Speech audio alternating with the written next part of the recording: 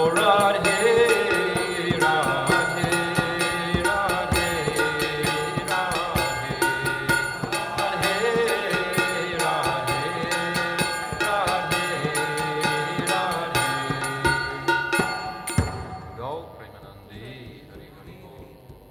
Jai Shri Shri Guru Garangagan Havya Giridhari Radha Vino Bihari Ju Ki Jai Radha Gopinath Ju Ki Jai Satchinandana Gaura Hari Ki Jai. It keeps on going. It does that? When the power's off it has to crumble. Srila Bhaktivedanta Narayan Goswami Maharaj Ki Jai, Srila Bhaktivedanta Swami Srila Prabhupada Ki Jai, Rupa Nuga Guru Varga Ki Jai, Ananta Gota Vaishnava Vrinda Ki Jai, Gaura Premanandi Hari Hari Bol. Om Aginati Mirandasya Kyananjala Shalakaya Chakshu Unmilitam Jena Tasmai Shri Guruve Namaha Gurave Gaurachandraya Radhikaya Tadalaye Krishnaya Krishna Bhaktaya Tadavaktaya Namo Namaha Yam Pravachantamana Petyam Apetya Krityam Dvaipaino Viraha Katara Ajuhava Putreti Tammayatayo Tarvo Vinidustam Sarva Hridayam Munimanatoshmi Bhaktya Vihina Aparara Lakshay Shiktascha Karmadi Tarangamahye Kripa Maitvam Sharanam Prapana Vrinde Namaste Charana Ravindam Bhajami Radham Aravinda Netram Smarami Radham Madhurashmitasyam Vadami Radham Karuna Bharatram Tato Mamanasti Katyana Chapi. I first of all offer millions and millions of Dandavat pranams unto the lotus feet of my most beloved Gurudev, Nitya Leela Pravishna Om Asto Tarazara Shishimad Srila Bhaktivedanta Narayan Goswami Maharaj. And the same again, millions of times unto the lotus feet of our most beloved Nitya Leela Pravishna Om Asto Tarazara Shishimad Srila Bhaktivedanta Swami Srila Prabhupada, and all the Vaishnava and Vaishnavi devotees of the Lord, Dandavat pranams.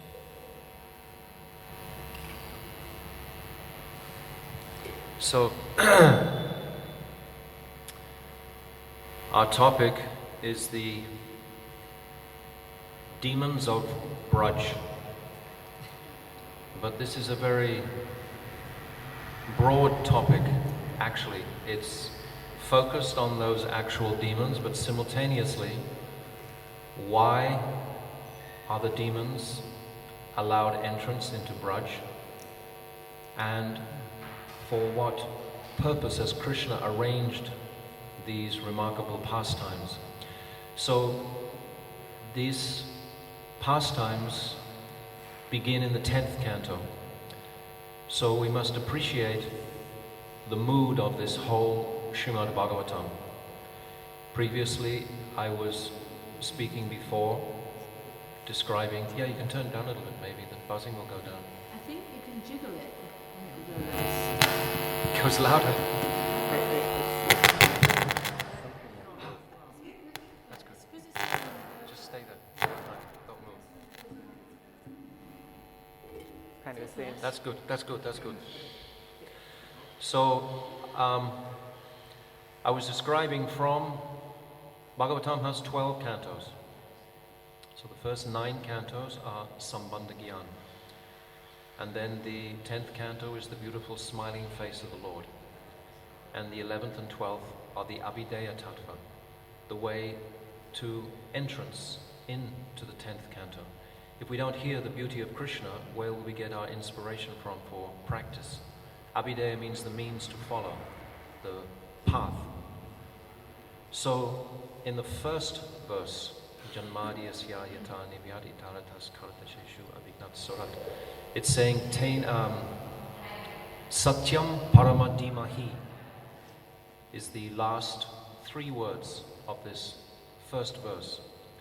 So, Satyam Paramadimahi, that supreme Parama, Satyam, personality, Dimahi, I will meditate on. So what is that meditation? Or who is that meditation? that I'm meditating on throughout the entire Bhagavatam. Srila Vishwanath Chakrabarti Thakur is very merciful. He gives us 5 different, he calls them topics or conclusions to this meaning of Satyam Paramadimahi. So the first topic of meditation he proposes is the Brahman.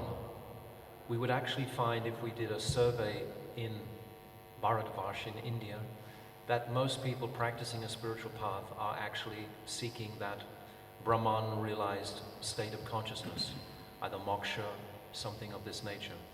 The Brahman. So he gives his first proposal like this, and the Brahman is a part of Krishna. Those that Tattva Vedas Tattvam Yagyam Jnanam Advayam Brahmati Paramatmati Bhagavan Iti Shabite. So this Brahmati is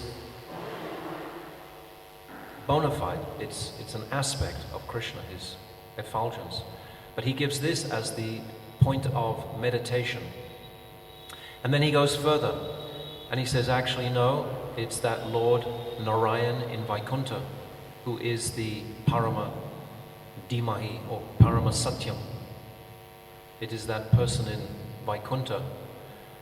And then he goes further again and says, actually beyond the Vaikuntha conception is the conception of Madhurya. And this is the topic of the Bhagavatam. It's Madhurya. Not Brahman, not Narayan, but Madhurya. Although these are okay, and many will meditate on them, it's not the Satyam Paramadimahi from the Gaudiya Vaishnava perspective. And then he proposes Radha and Krishna are the focus of the entirety of the Bhagavatam, to engender inspiration and attraction to serve Sri Radha and Krishna is our purpose of reading the Bhagavatam, of drinking its beverage. And then in the 5th explanation, I'm going very briefly here because I'm just setting a scene for the 10th canto. He proposes actually no, Bhakti Devi herself. This is the Satyam Paramadimahi. Very, very beautiful understanding and appreciation that devotion itself is the heart of the Srimad Bhagavatam. Devotion is coming from my heart towards the object. So I'm reading from my perspective towards the object, to become inspired towards the object. So what is that dynamic? What is that mood? What is that worship? What is the nature of that worship? This Bhakti Devi, she's continually fueled throughout the Bhagavatam, this understanding of bhakti. So through the first 9 cantos, so many different pastimes establishing sambandha. We have in the first canto the many pastimes from the Mahabharata, even before Shukadeva appears. Shukadeva appears in the 19th chapter of the first canto, right at the very, very end. And then he begins to speak only in the 2nd chapter, the 2nd canto. And then he actually sets the 10 topics in the last chapter of the 2nd canto. This is when he sets the 10 topics for what the Bhagavatam is going to be about. And then we go into the conversation between Vidura and Maitreya, etc. And then we come into the pastime of Dhruva Maharaj. And then we come into Prithu Maharaj, and then Jad Bharat, and then Chitraketu, and Vritrasura in the 6th canto.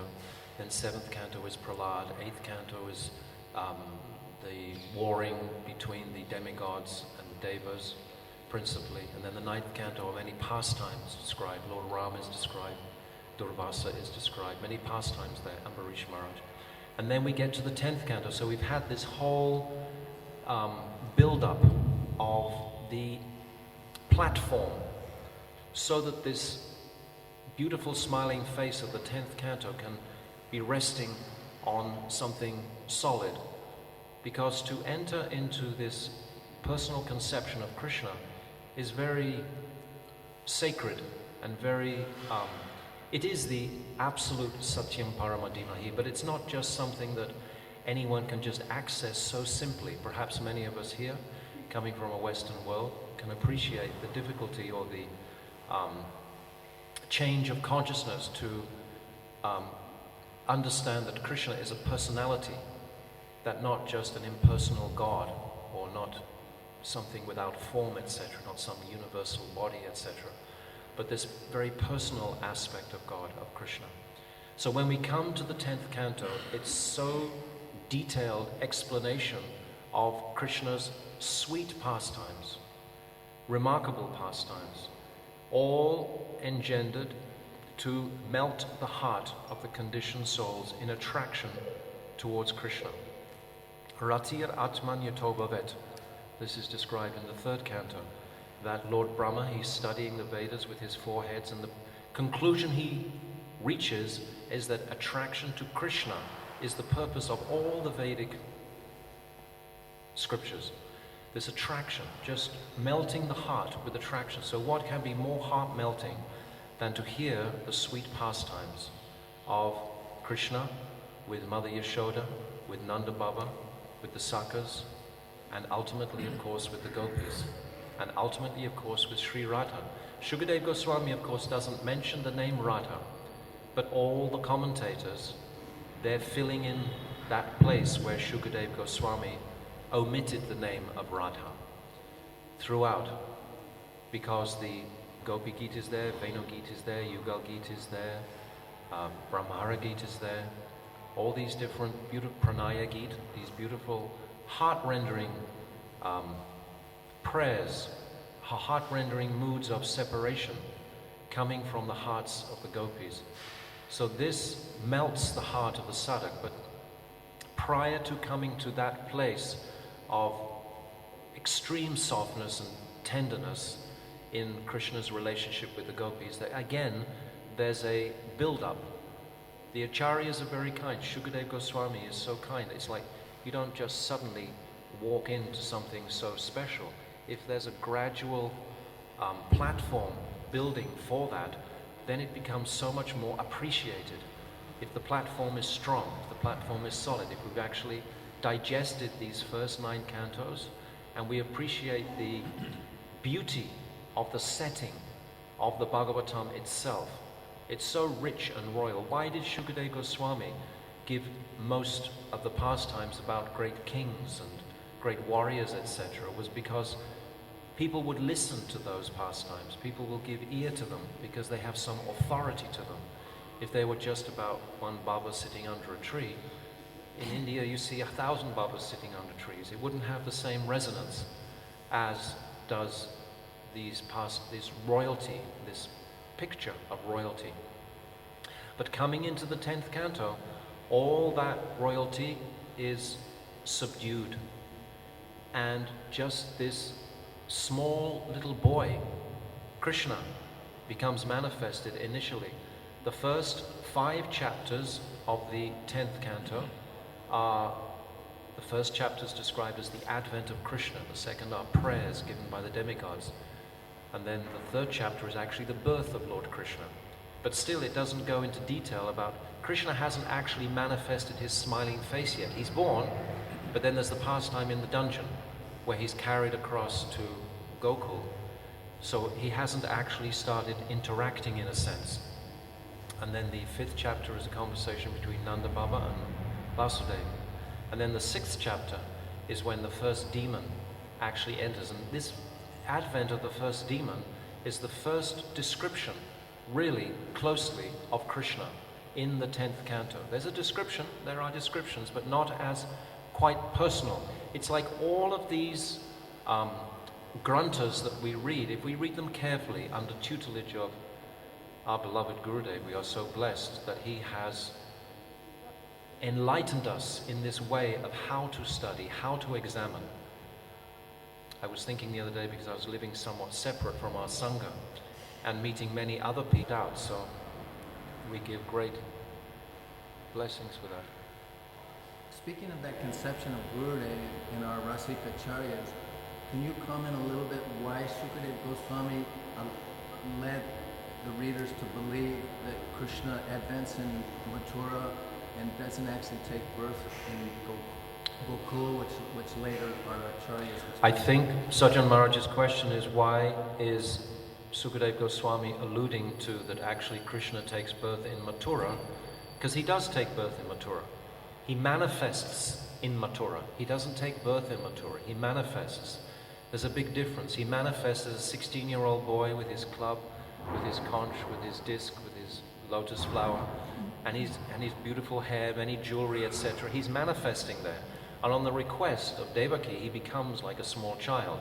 But it's not like he comes from the womb. He doesn't have that Jatarati ceremony of cutting the umbilical cord. That doesn't take place in Mathura. But of course, he's speaking to Parikshit Maharaj, who is from Mathura. Parikshit Maharaj is Mathuravasi. And there's many other sages in that assembly. 88,000 sages are there. And they are all inclined to that. It's a nice question. Actually, I was going to say at the beginning I wasn't going to field any questions at all until the end. But what he's asked is very pertinent. Because when we appreciate, again, the flow, personally, I feel very confident if I can see its gradual evolution on my consciousness. Then I can go step by step with it. So if we see from the beginning of the day of Lord Brahma, Krishna appears in the 7th Manvantara. Each Manvantara has 71 cycles, yugas. So 6 times 71, I can't do the maths on that. Anyway, it's a lot of time before Krishna has actually appeared. So this is something so special and sacred that actually Sri Krishna himself will come.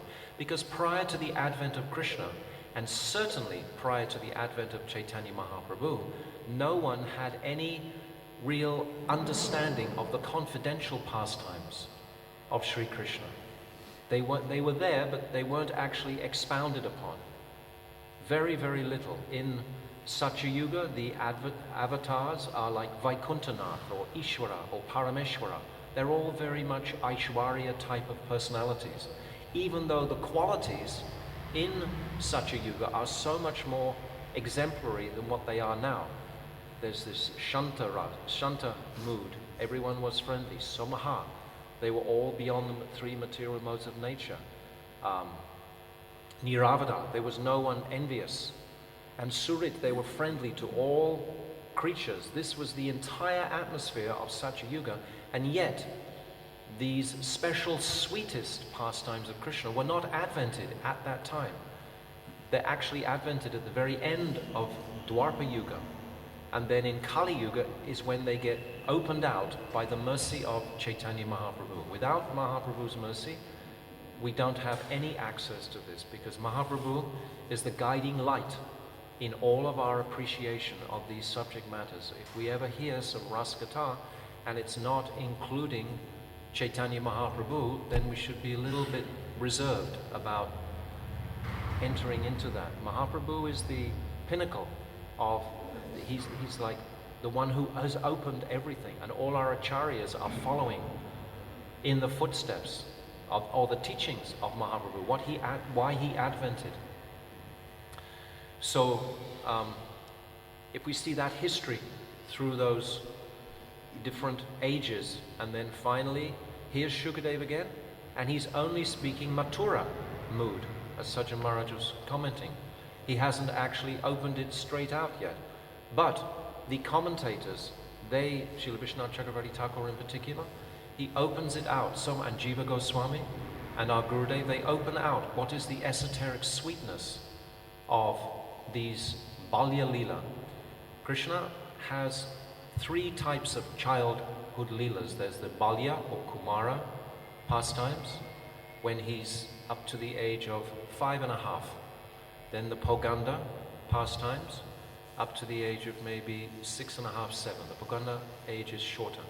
And then the Kishora age, when he becomes, well, if we look at the ages of actually according to what Krishna really was, it's because Krishna's age, he's more mature, quicker than what we give it. If we talk about a 4-year-old boy, he can't do very much, but Krishna's grazing cows at 4 years old. he's actually battling Vasasura demon when he's only 4 years old. So it's a different perspective there. But so when we come to this 10th canto, then it's very special and sacred place that Shukadev Goswami begins to speak about. And he begins actually with such relish. And it's described how Nanda Baba in the previous chapter and Vasudev, who are cousin brothers, they're cousin brothers, so they feel like brothers. In India we know many times they'll say, oh, he's my brother, but actually he's like a cousin brother. So they're like brothers. And Vasudev is telling Nanda Baba, who's just paid his taxes, that he should quickly return home because there's many inauspicious signs around, demons around. Actually, initially, when Krishna first advented, then Vasudeva takes Krishna across the Jamuna to Gokul and brings that female child back from Gokul, and Kamsa, who was Kalanimi in his previous birth, son of Hiranyakashipu, tries to smash that child against a rock, and that child just goes up in the air. It's Bhadrakali, it's described. And at that time, she calls Kamsa a fool, that the child or that person who's going to kill him has already taken his birth in Braj. And at this time, Putana somehow, she understands that. Remember that Kamsa is the controller of all the demons. Kamsa defeated all these demons previously, and except Putana. He couldn't defeat Putana. Putana had the strength of 10,000 elephants. When we say 10,000 elephants, we should consider that what it means. I mean, if one elephant came in here, it would create havoc. What to speak if 10 elephants walked in through the door? What to speak of 20 or 100? What to speak of 1,000? Yes, but imagine 10,000 elephants. Her body was actually 12 miles high and 4 miles wide and 2 miles thick. That was the dimensions of her body, very much like Britrasura actually. So Putana is described as capable of eating little babies like piles of rice. This is how Jiva Goswami describes in Gopal Champu. She would eat little children like piles of rice. Like, that's what she did. And so she was very ferocious, very, very demonic. Now, how possibly can a demonic person of Putana's stature enter the special place of Braj? For many, many reasons, but the first, most prominent reason is it's described that Krishna is always increasing the bliss of the Brijbasis. He's increasing everyone's bliss, but in particular the Brijbasis' bliss. So the dynamic between the Brijbasis and Krishna when these demons manifest is so heart-rendering. We see, for example, in this pastime how Mother Yashoda, very kindly, she's allowed to faint when Putana actually steals Krishna. Otherwise, she would leave her body. And the emotional feeling that they have towards Krishna after they've rescued Krishna is unprecedented. That we see, how else can we witness the Brijbasis' affection for Krishna? The Brijbasis' affection for Krishna is really accentuated by the reaction they have to all these different demons. All throughout, all the different demons, they're practically leaving their bodies. They know no one else except Krishna. So these pastimes, of course, are naimitika. They're not nitya, these demoniac personalities. They manifest here to show the conditioned souls the nature of the Brijabasi's love for Krishna. And this is what the sadhak wants. This takes us back to the first verse, this Satyam Paramadimahi, as being Bhakti Devi. This is what the 10th canto is giving us. It's showing us the bhakti, the devotion, the unprecedented devotion of the Brijbasis. This is the heart of what the sadhak wants. What's that? Braje Tishtam Brajana Anugami.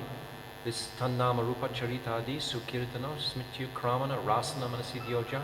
Tishtem Braji Tanuragi Janugami. Following in the residence of the Brijbasis is the essence of all instruction. Shukadeva Goswami is saying in this 8th verse of Upadeshamrita.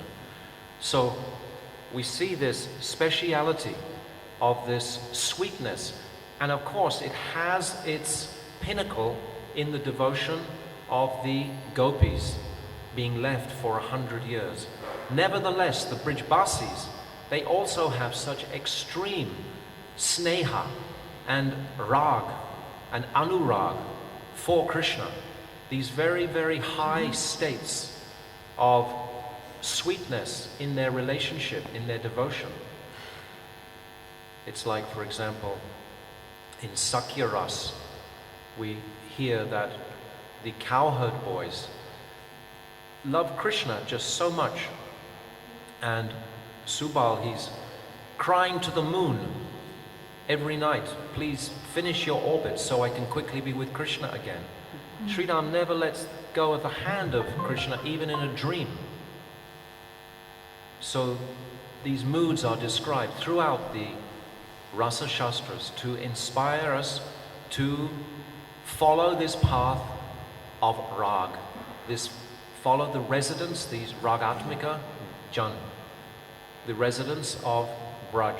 And this is really accentuated. This is the principle of discussing these pastimes. Gurudev, there's a number of times when I was blessed with describing this particular pastime in front of Gurudev, and he never gave a lot of attention to the analogy of Putana being like false guru. Putana is false guru, she represents false guru, but he never would put that on the front burner, so to speak.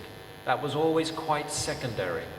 The main thing, because if you put too much emphasis on that analytical aspect, you actually strangle the essential sweetness out of the pastime. The essential sweetness of the pastime is the interaction of Putana with those Brijavasis. When Putana, she first decided to enter Braj, she knew she couldn't come in her original form. Jiva Goswami describes that she knew about Nanda Baba's archers. Nanda Baba had some very powerful archers, and they had these Narayan weapons. And with this Narayan weapon, it would open and expose. Nanda Baba. Radhe Radhe Baba. Hare Krishna. Radhe. This is Lakshman Prabhu from Radhakund. Amazing. He's come today. I'm come to one Maharaj Sannyasi asking, Daya Maharaj is here.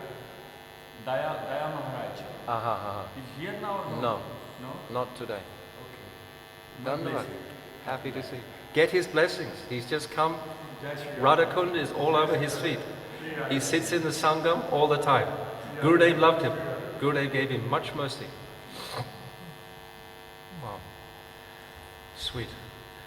So, Putana was afraid of these Narayan weapons that the archers of Nanda Baba had. That's why she took the form of such a beautiful woman, or a beautiful Lakshmi. It's actually described by Kavi Kanpur in his Ananda Vrindavan Champu that Putana's form made Ramba, the wife of the Devas, is it Rambe or Ramba? I think it's Ramba, the wife of the Devas, look like the wife of a frog. And Urvasi is described as I'm taking this from the Gopal Champu and from the Ananda Vrindavan Champu. Urvasi, he made her look like a beggar.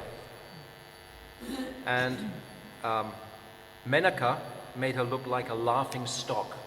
She was so beautiful, like a Lakshmi Devi. Actually, when she came into the village of Braj, the remaining Gopas who were there were just staggered by her beauty. And all those, because Nanda Baba was not there at the time when she came. Nanda Baba was in Mathura. So she came and she totally bewildered everybody by her beauty. I have to sit with this buzzing all the way. Totally enamored by her beauty. And what?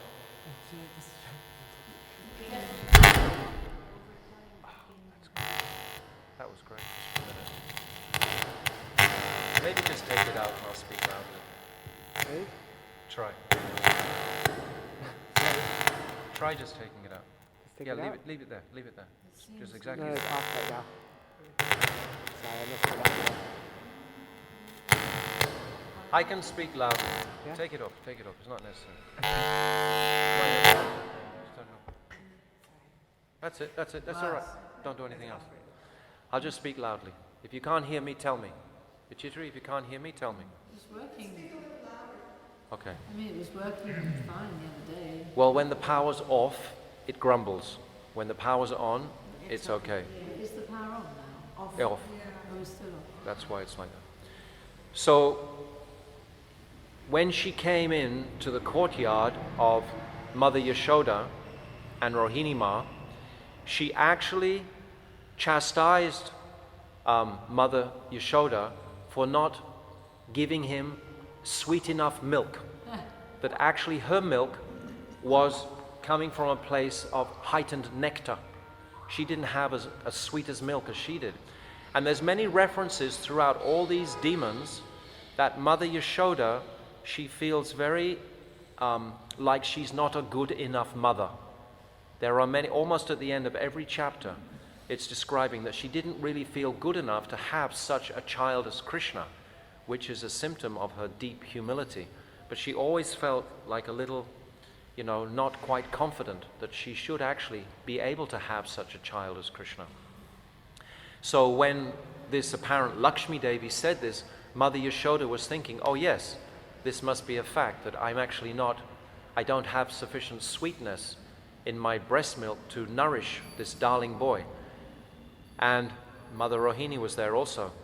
And then Krishna, knowing that Putana had actually smeared her breast with this very deadly poison, such a powerful poison, he closes his eyes because he doesn't want to see such an auspicious face as this woman.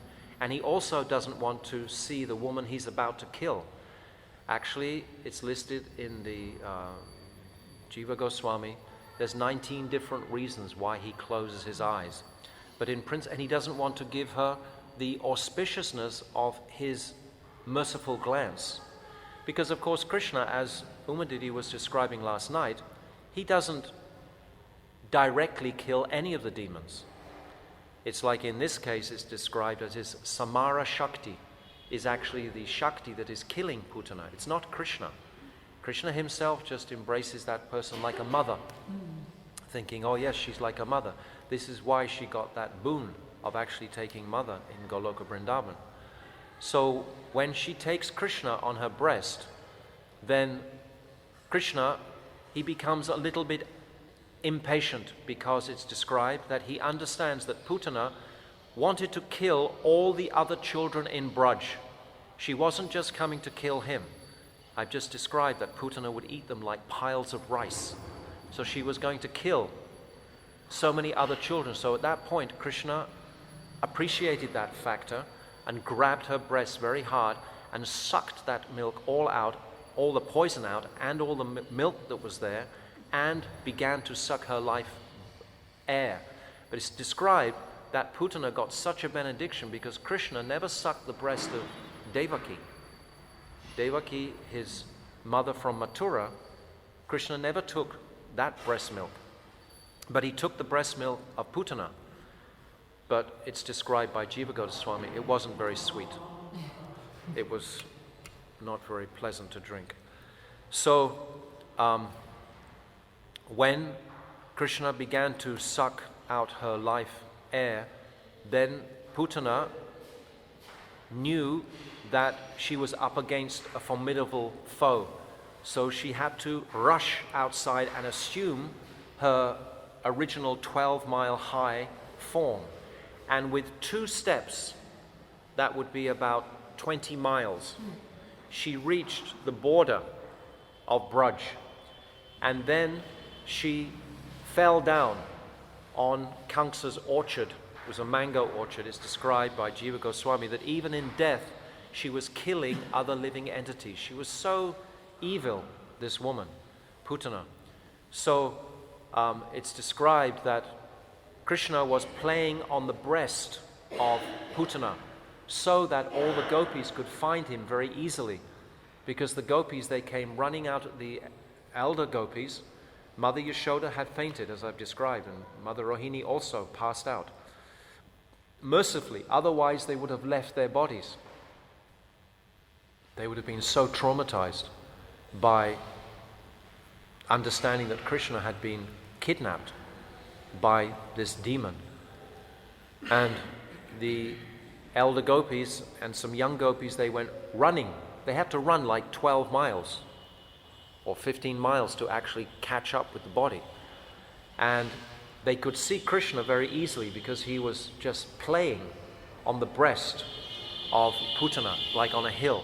So they could see him very easily. And it's described very beautifully that they picked him up and they rushed back to Mother Yashoda. And Jiva Goswami describes they were leaping and jumping with glee at managing to find baby Krishna still alive. And then when they got back, there was no way that they could revive Mother Yashoda or Rohini Ma. They had completely fainted. And then one elderly gopi, she took Krishna and she put Krishna on the lap of Mother Yashoda and next to Rohini, and then they revived. But then as soon as they saw Krishna again they fainted out of ecstasy. And again they revived themselves, and again they came back to proper consciousness. And then it's described their emotional feelings towards again having Krishna with them, because they had thought that Krishna has gone forever. Because what is the greatest demon in Braj that Krishna doesn't even kill for a long time? And this is the separation mood. This is the greatest demon that actually enters Braj.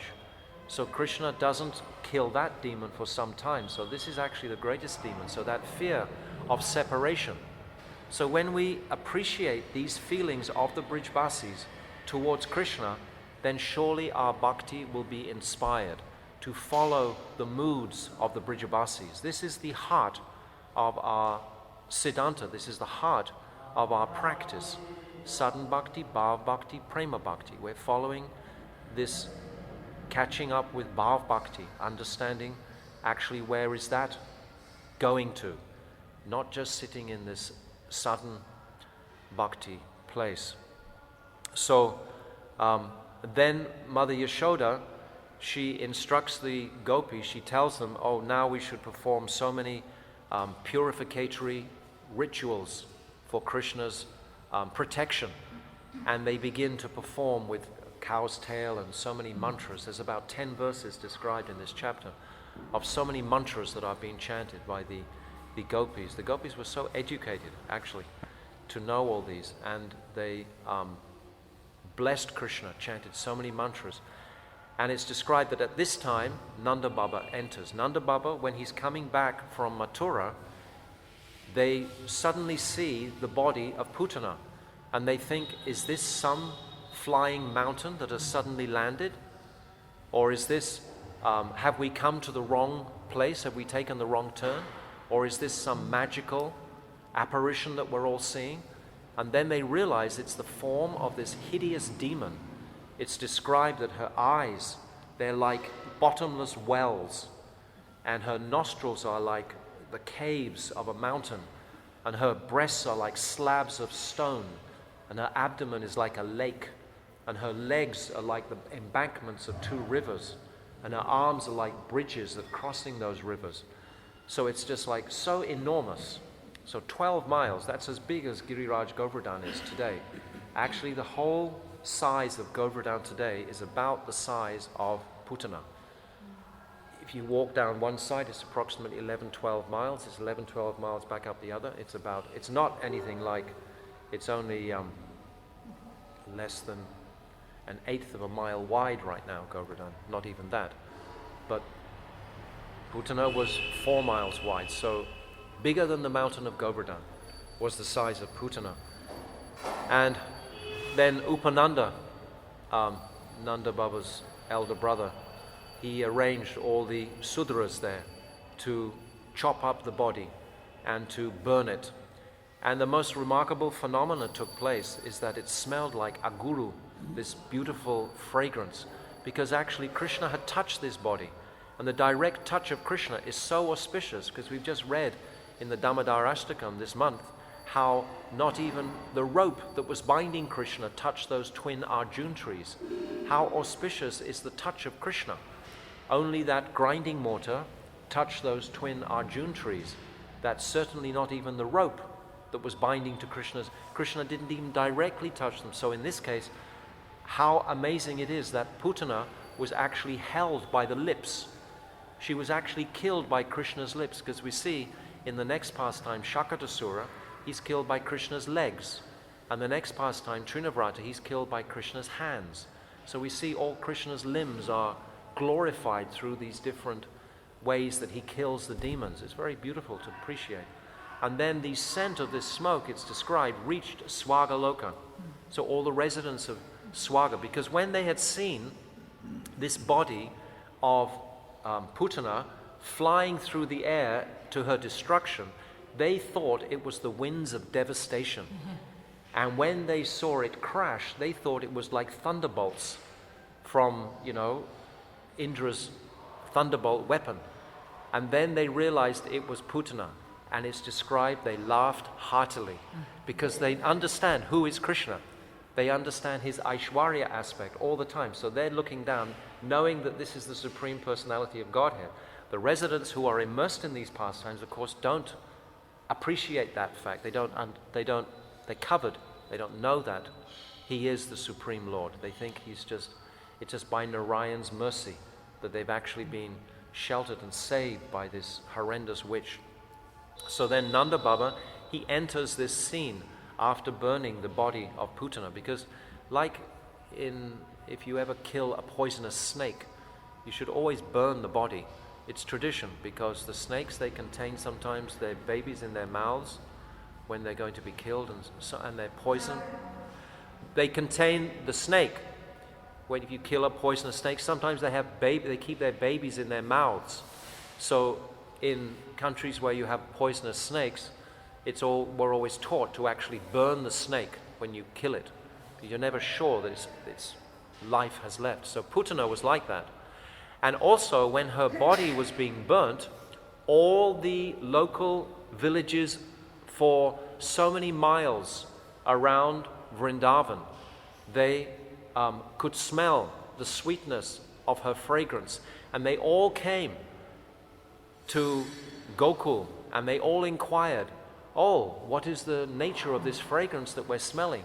And then, of course, the beautiful pastime of Putana would be broadcast all over Braj.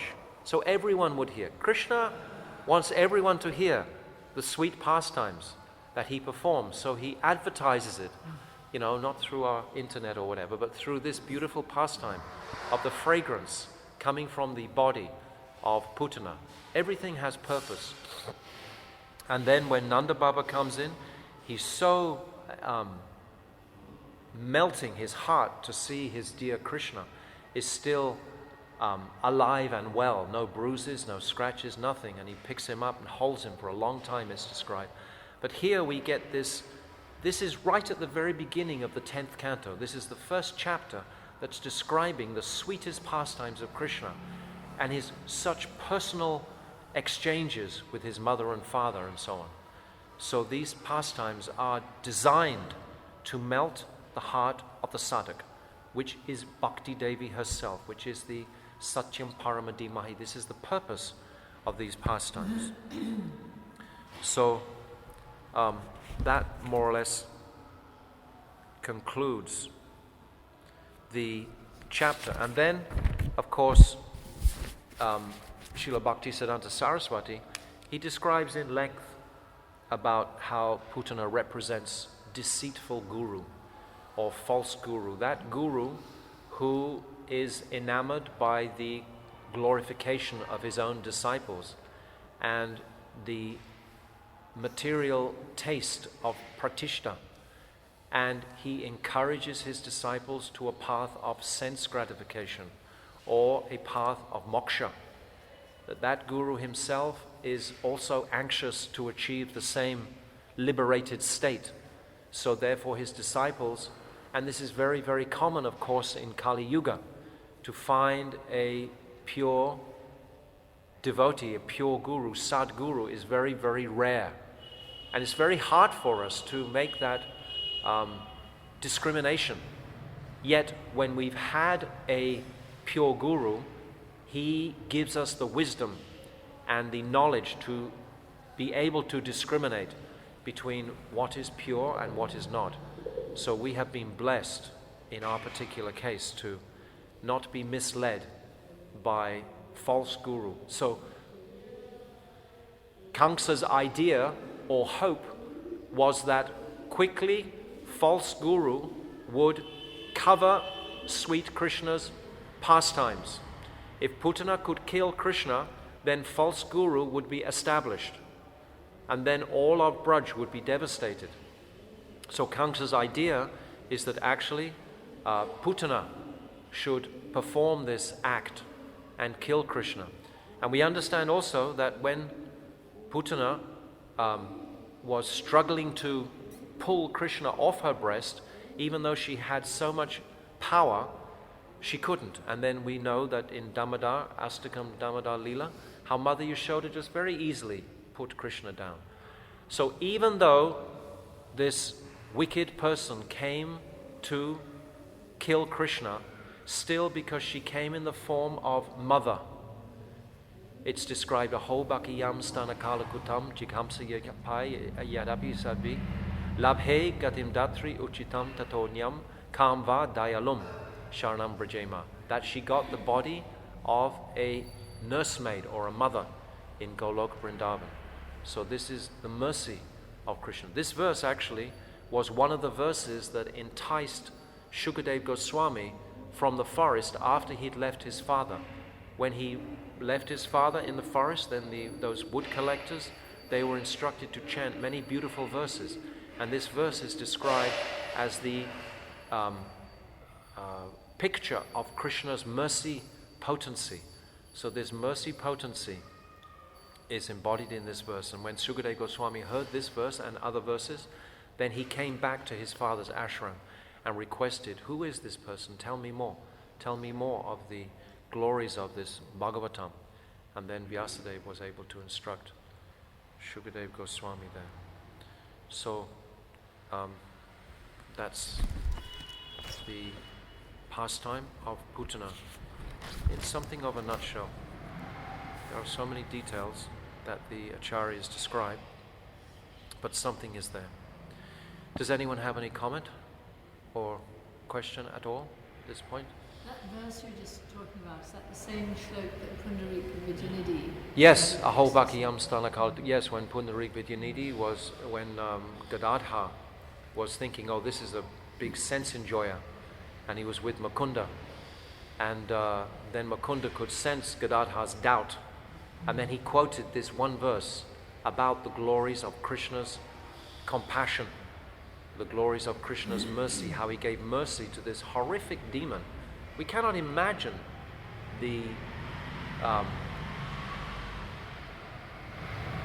evil that Putana actually represents.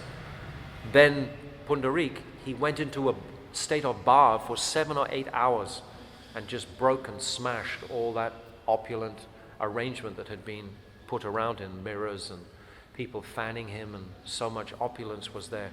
And then Gadadhar realized, oh, this is an exceptional soul. This is a great soul.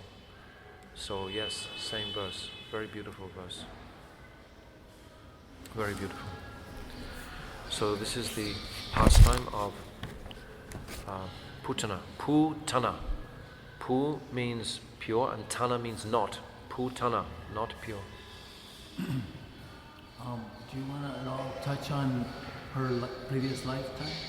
Oh, I didn't say, yeah, she's Ratna Mala.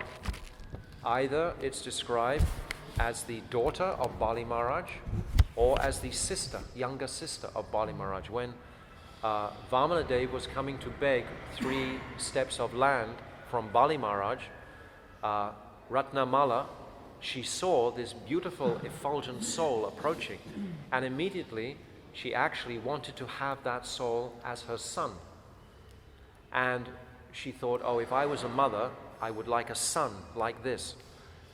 But then when she saw him take the 3 steps of land and finally push Bali Maharaj down to Sutala Loka, down to the hellish regions, then she decided, no, I don't want a son like this. This son is very aggressive. I don't want a son like this.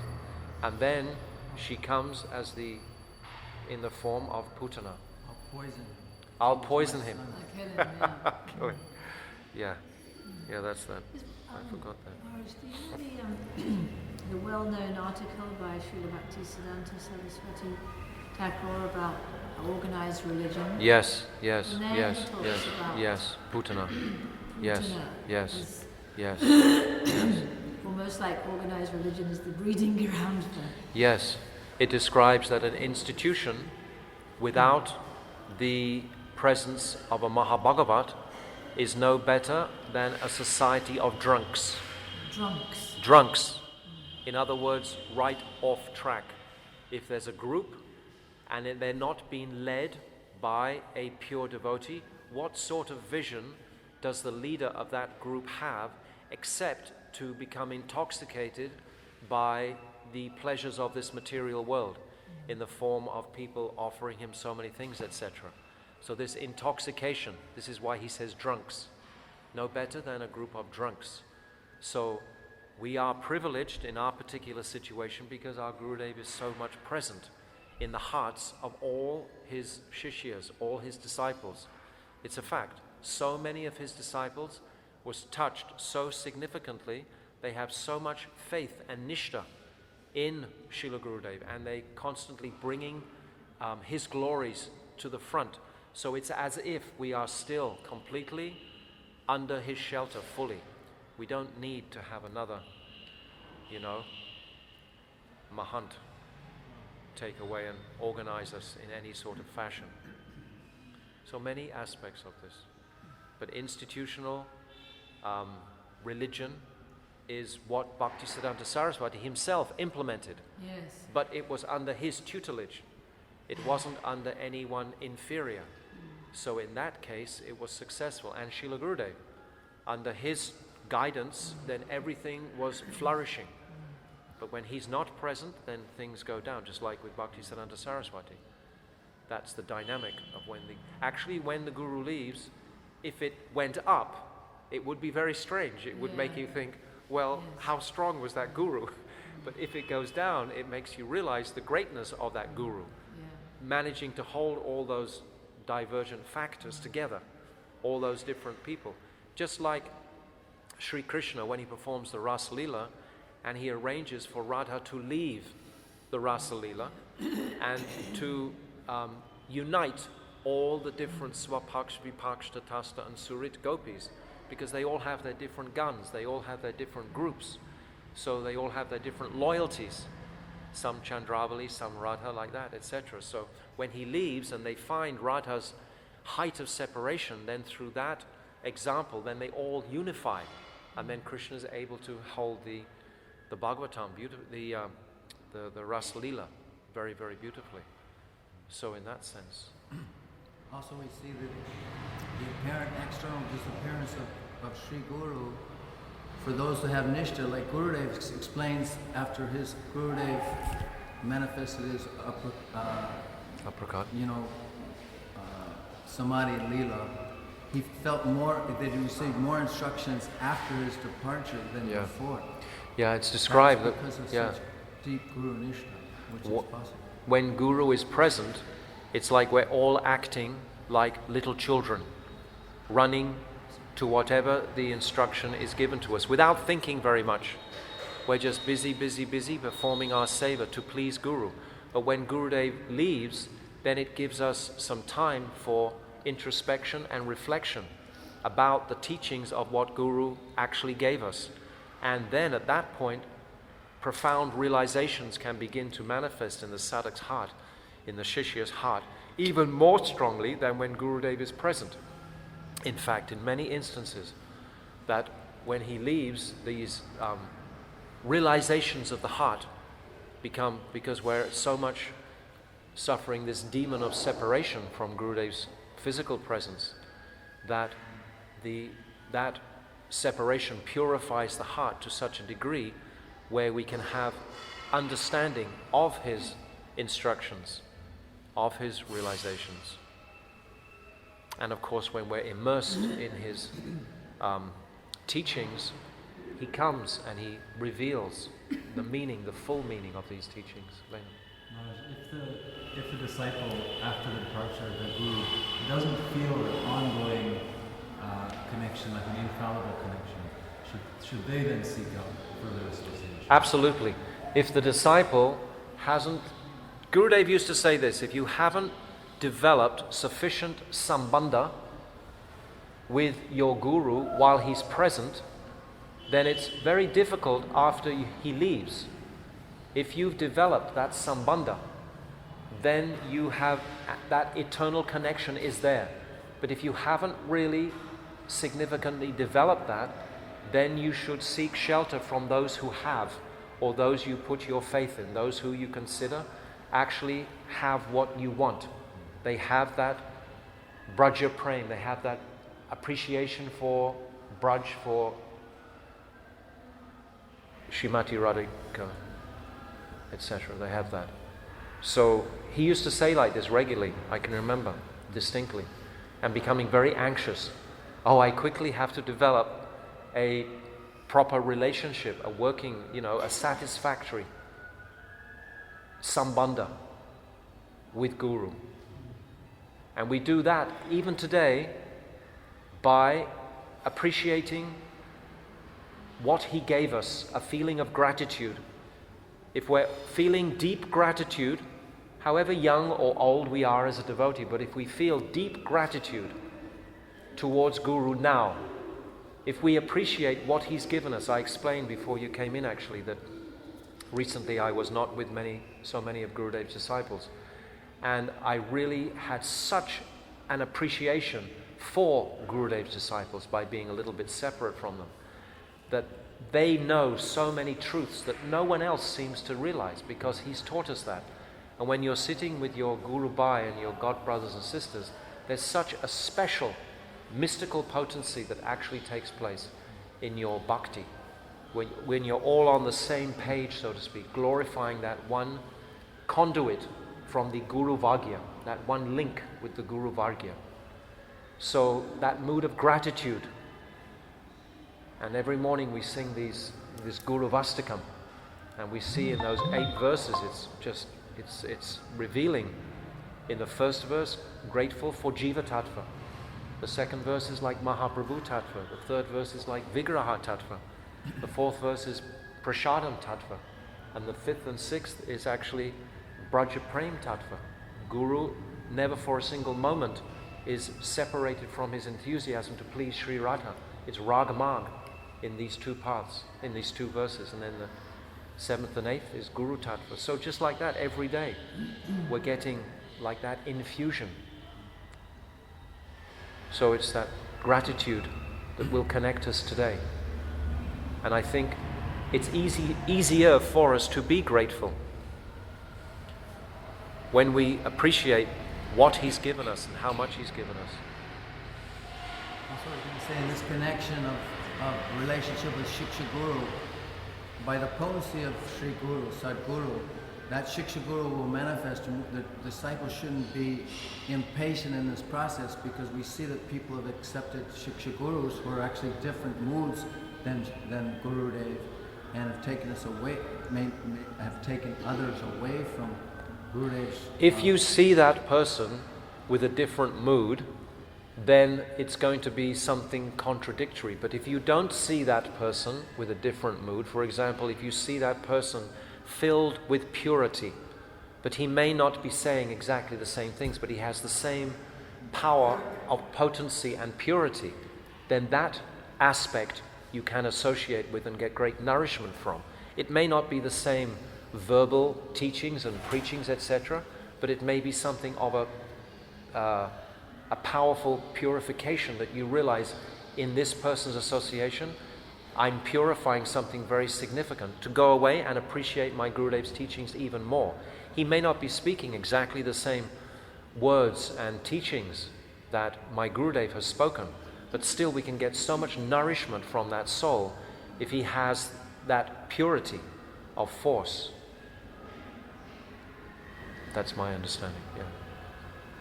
I was just looking at this verse in the Madhya Lila 22271 in the purport, and Prabhupada says that the second-class devotee, even though he cannot support his position with Shastric reference, can gradually become a first-class devotee by studying the Shastras and associating with the first-class devotee.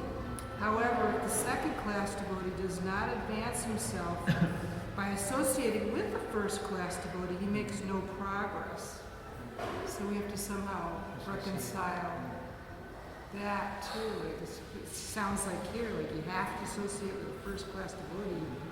We are always praying for that association, but Bhaktivinoda Thakur, he describes very clearly in one place what is the meaning of association. And he says the meaning of association is that you're very much aware of that person's character and nature, and you're trying to emulate that character and nature. That person doesn't necessarily have to be sitting with you for you to try to follow his exalted behavior and understanding. It's not that I don't believe that I have to run here and there seeking someone other than my Gurudev personally. I feel totally up to here, filled with his mercy, and if by some great fortune some great soul is there, then of course I will take so much association, but I will look for those qualities in that person. It's not only what they say, but it's the qualities, their behavior is what Bhaktivinoda Thakur is saying, to follow that behavior of the pure devotee. So association doesn't just mean window shopping and I'm just sitting with this one and now I'm going to be. It means, who is this person that I'm sitting with? What is his nature? What is his character? How will I be inspired in my Braja Prem towards the Brijbasis and Radha and Krishna? I remember in 1999 in Birmingham in England, outside in the garden, Gurudev said, so what is this association? What is Sadhu Sangha? And he went like this, he said, when two hearts connect, two hearts touch. Ah, very nice, very nice, very nice, very nice, very nice. Yes. Yes, it's a powerful thing. But we still have Sadhu Sangha in the sense, if we study Srila Gurudev's books, for example, if we study Srila Prabhupada's books, for example, we are still associating with those great saintly persons. We study Srila Bhaktivinoda Thakur, Jiva Goswami, Vishnu Chakravarti Thakur. This is all association. One thing that's coming to my mind on this is that as the Bhakti Lata Bij grows and develops these first two leaves like this, then my understanding is that because the weeds are disguised to look like the creeper, and the weeds can grow up right next to the Bhakti Lata, that at a certain point, if we don't associate with a very, very powerful Vaishnav, then there's every chance of the reed choking the creeper Being covered, because we yeah. can't discriminate. Yeah. And the book and the cassette won't give Yes. you the slap. This is the True. reed. It's true. Yes, very nice. Yeah. The Mahabhagavat, the living guru, he will give that direct chastisement, Yeah. you know, for the erring disciple. And actually, what I perceive is that it's very, very individual. Some will need that very close proximity more than others. Some will be very much nourished and taken forward in another association. Some can also maintain and progress, etc. So it's very, very individual. It's not the same, I don't believe, for everyone. I don't think you can make a blanket statement on that. Definitely. for sure. Everyone has their own path to chalk out. But we may recognize Gurudev's slap. yes, through any- yes.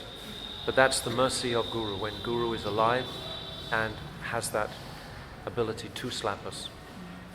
Okay, Srila Gurudev ki jai. Putana Demon ki jai.